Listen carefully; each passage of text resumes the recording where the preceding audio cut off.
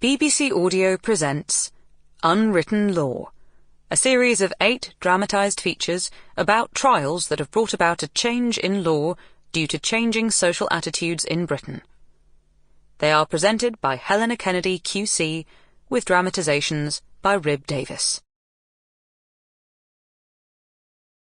A Case of Blasphemous Obscenity, featuring Julian Rhind-Tutt and Irene Sutcliffe.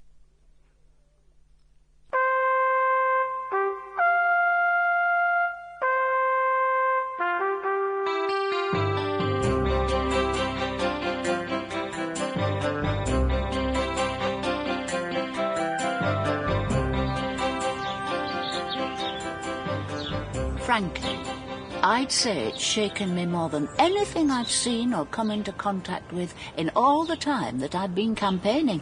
I would certainly agree. It's the re-crucifixion of Christ, using 20th century weapons. That's what it is. I do understand your reaction. In fact, I don't think Jesus Christ has ever been more real to me than when I first read that poem. The love that dares to speak its name. If I don't do anything, I shall feel like that Levite in Jesus' story of the Good Samaritan, who passed by on the other side. Something has to be done. Yes, perfectly possible. I would say there are grounds for a criminal prosecution. In the writer of the poem, the editor, Gay News for publishing it, the distributor... Good. Good. The year was 1976. Sexual liberation may have come in the 1960s, but that had been an essentially heterosexual phenomenon. It was in the 70s that the gay liberation movement really began to gather strength. And this was also a time when many Christians felt their faith to be under attack. Not only was church attendance in steep decline, but it seemed to many that there was a general erosion of Christian values. Most specifically, this was identified with a widening acceptance of sex outside marriage, and of sexual practices which those like Mary Whitehouse, the spokesperson for the Viewers and Listeners Association, believed were condemned in the Bible. I accept entirely what you're saying, Mary, but mounting a private prosecution would be extremely expensive. I'm not sure that In my experience of these matters, the Lord has a habit of providing.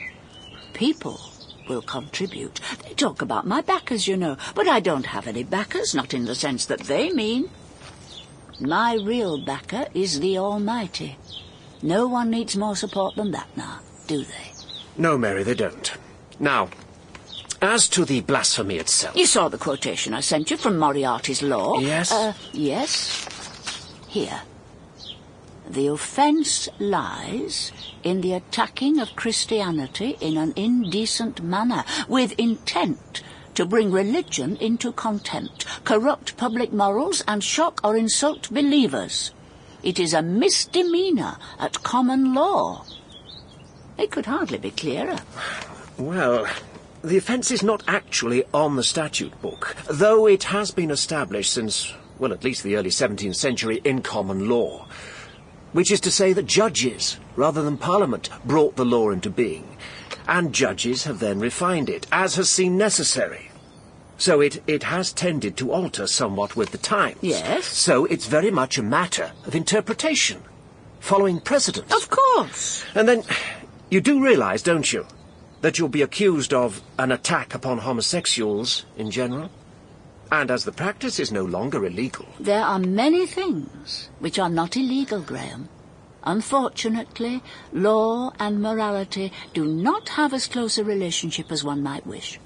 However, I have nothing whatever against homosexuals as people. That is not how it may appear. I have nothing against them as people. But I do believe homosexual practices are wrong. It would be quite wrong of me to pretend otherwise. But anyway, this case will be about blasphemy, not homosexuality. Nevertheless... Homosexuals have as much right to be fully understood, to be treated with compassionate love as the rest of us. They have a condition which can be treated, but that doesn't mean that they're unnatural practices. Practices which the Bible makes perfectly clear are in fact evil. It doesn't mean that out of compassion we suddenly have to tell them that one sort of sexual practice is just the same as another. It isn't. Sample complete. Ready to continue?